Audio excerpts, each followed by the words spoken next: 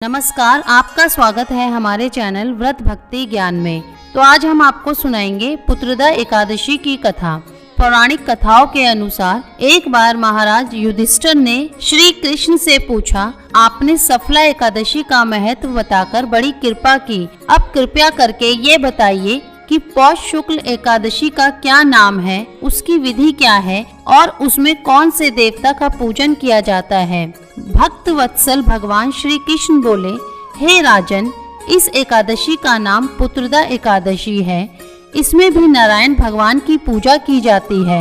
इस चर और अचर संसार में पुत्रदा एकादशी के व्रत के समान दूसरा कोई व्रत नहीं है। इसके पुण्य से मनुष्य तपस्वी, विद्वान और लक्ष्मीवान होता है। इसकी मैं एक कथा कहता हूँ, सो तुम ध्यान पूर्वक सुनो।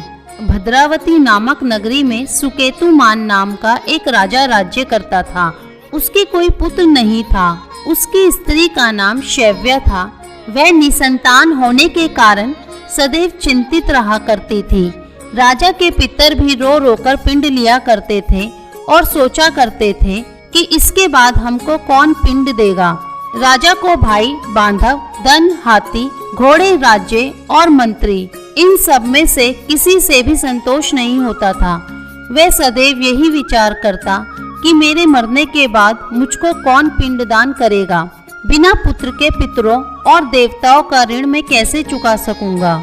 जिस घर में पुत्र ना हो उस घर में सदैव अंधेरा ही रहता है। इसलिए पुत्र उत्पत्ति के लिए प्रयत्न करना चाहिए। जिस मनुष्य ने पुत्र का मुख देखा है वह धन्य है। उसको इस लोक में यश और परलोक में शांति मिलती है, अर्थात उसके दोनों लोक सुधर जाते हैं। पूर्व जन्म के कर्म से ही इस जन्म में पुत्र, धन आदि प्राप्त होते हैं। राजा इसी प्रकार रात दिन चिंता में लगा रहता था। एक समय तो राजा ने अपने शरीर को त्याग देने का निश्चय किया, परंतु आत्महत्या को महान पाप समझकर उसने ऐसा नहीं किया। एक दिन राजा ऐसा ही विचार करता हुआ अपने घोड़े पर चढ़कर वन को चल दिया तथा पक्षियों और वृक्षों को देखने लगा। उसने देखा कि वन में मृग, व्याघ, सूअर, सिंह, बंदर और सर्प आदि सब भ्रमण कर रहे थे। हाथी अपने बच्चों और हथनियों के बीच घूम रहा था। इस वन में कहीं तो गीदड़ अपने कर्कश स्वर में बोल रहे हैं, कहीं उल्लू ध्वनि कर रहे हैं। वन के दृश्यों को देखकर राजा सोच विचार में लग गया। इसी प्रकार आधा दिन बीत गया। वह सोचने लगा कि मैंने कई यज्ञ किए, ब्राह्मणों को स्वादिष्ट भोजन से तृप्त किया, फिर भी मुझको दुख प्राप्त हुआ, क्यों? राजा प्यास के मारे अत्यंत दुखी हो गया और पानी की तलाश में इधर उधर फिरने लगा। थोड़ी दूरी पर राजा ने एक सरोवर देखा। उस सरोवर में कमल खिले थे तथा सारस, हंस, मगरमच्छ आदि विहार कर रहे थे। उस सरोवर के चारों तरफ मुनियों के आश्रम बने हुए थे। उसी समय राजा के दाहिने अंग फड़कने लगे। राजा शुभ शगुन समझकर घोड़े से उतरकर मुनियों को दंडवत प्रणाम करके बैठ गया। राजा को देखकर मुनियों ने कहा, हे राजन, हम तुमसे अत्यंत प्रसन्न हैं। तुम्हारी क्या इच्छा है सो कहो। राजा ने पूछा, महाराज, आप कौन हैं और किस लिए यहाँ आए हैं, कृपया करके बताइए। मुनि कहने लगे कि हे राजन, आज संतान देने वाली पुत्रादि एकादशी है। हम लोग विश्वदेव हैं और इस सरोवर में स्नान करने के लिए आए हैं। यह सुनकर राजा कहने लगा कि महाराज, मेरे भी कोई संतान नहीं है। यदि आप मुझ पर प्रसन्न हैं तो एक पुत्र का वरदान दीजिए। मुनि बोले, हे राजन, आज पुत्रदा एकादशी है। आप अवश्य ही इसका व्रत करें।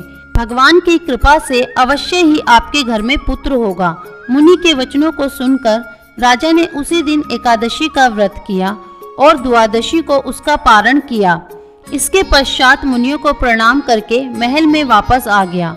कुछ समय बीतने के बाद रानी ने गर्भ धारण किया और 9 महीने के पश्चात उसने एक सुंदर पुत्र को जन्म दिया। वह राजकुमार अत्यंत शूरवीर, यशस्वी और प्रजापालक हुआ। श्री कृष्ण बोले, हे राजन, पुत्र की प्राप्ति के लिए पुत्रदा एकादशी का व्रत करना चाहिए। जो मनुष्य इसके महात्म्य को पढ़ता या सुनता है उसे अंत में स्वर्ग की प्राप्ति होती है।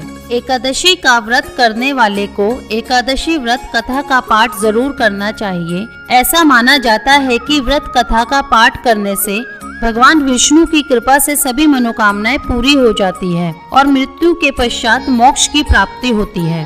बोलिए विष्णु भगवान की जय। अगर वीडियो अच्छी लगी हो तो चैनल को लाइक, शेयर और सब्सक्राइब करना ना भूलें। राधे राधे।